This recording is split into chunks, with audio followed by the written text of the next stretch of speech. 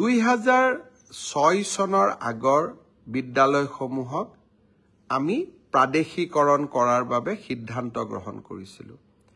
কিন্তু প্ৰাদেশিকৰণ সিদ্ধান্ত কৰিবলৈ যাওঁতে সেই সময়ত কিছু লোকৰ আক্ষেপ থাকি গৈছিল যে কেইটামান চৰ্ত পূৰণ কৰিব নোৱাৰাৰ বাবে তেওঁলোকৰ বিদ্যালয়সমূহ প্ৰাদেশিকৰণ নহলগৈ।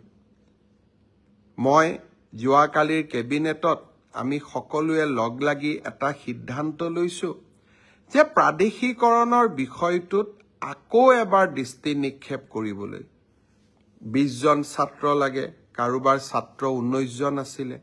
2006 চনৰ প্ৰতিষ্ঠাৰ আগৰ প্ৰমাণ লাগে, কিন্তু বসুন্ধৰা নাথাকাৰ কাৰণে মাটিৰ পাত্তা পোৱা নাছিলে।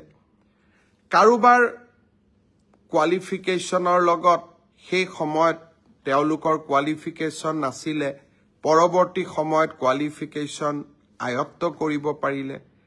যিসকল লোক সৰু সৰু ভুলৰ কাৰণে বাদ পৰি গৈছিল তেওঁলোকক প্ৰাদেশিকৰণৰ আওতাত আনিবৰ বাবে শিক্ষামন্ত্ৰী ৰণোজ পেগু, কেশৱ মহন্ত আৰু জয়ন্ত মল্ল বৰুৱাক লৈ আমি এখন কমিটি কৰি দিছোঁ, যাতে কমিটিখনে আমাক উপযুক্ত পৰামৰ্শ দিব পাৰে আৰু মানৱীয়তাৰ দৃষ্টিভংগীৰে আমি অন্তত কিছু লোকক সহায় কৰিব পাৰোঁ।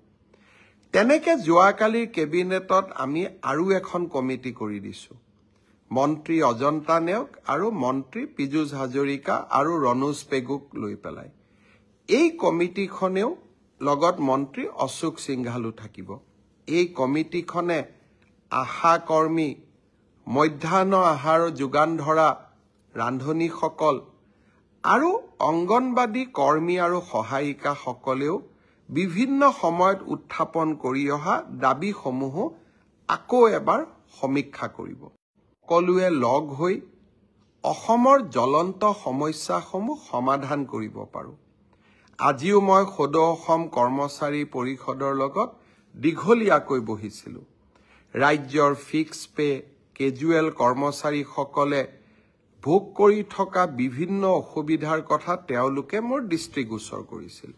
কেইবাটাও আমি সিদ্ধান্ত লৈছোঁ এই কৰ্মচাৰীসকলকো সহায় কৰাৰ বাবে। আৰু খুব সোনকালে অন্তত অসমৰ চৰকাৰী হস্পিটালসমূহত আমাৰ কৰ্মচাৰীসকলক সম্পূৰ্ণ কেছলেছ ট্ৰিটমেণ্ট কৰাৰ বাবে, অৰ্থাৎ টকা দিব নালাগে, মাত্ৰ কাৰ্ডখন দেখুৱাই স্বাস্থ্যসন্মত স্বাস্থ্যৰ পৰীক্ষা কৰিব পাৰিব, চিকিৎসা ল'ব পাৰিব, যাক কেছলেছ ট্ৰিটমেণ্ট বুলি কয়।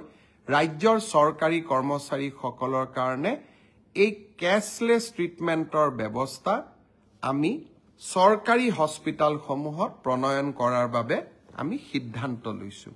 আজি কৰ্মচাৰী পৰিষদৰ লগত কথা পাতি এই সিদ্ধান্তসমূহ লোৱা হৈছে। আপোন ঘৰ আঁচনিত এসময়ত 15 লাখ টকা হাউচিং লোন লোৱা হৈছিলে। এতিয়া বহুত কৰ্মচাৰীয়ে বিচাৰিছে যে আপোনালোকে যিহেতু নতুনকৈ 30 লাখ টকাকৈ ঋণ দিয়াৰ ব্যৱস্থা কৰিছে, আপোন ঘৰত আমিও ঋণ ল'ব পৰা ক্ষমতা আৰু 15 লাখ টকালৈকে বৃদ্ধি কৰি দিয়ক। অৰ্থাৎ পুৰণা নতুন সকলোৱে আপোন ঘৰ আঁচনিৰ জৰিয়তে 30 লাখ টকাকৈ গৃহ ঋণ ল'ব পাৰিব।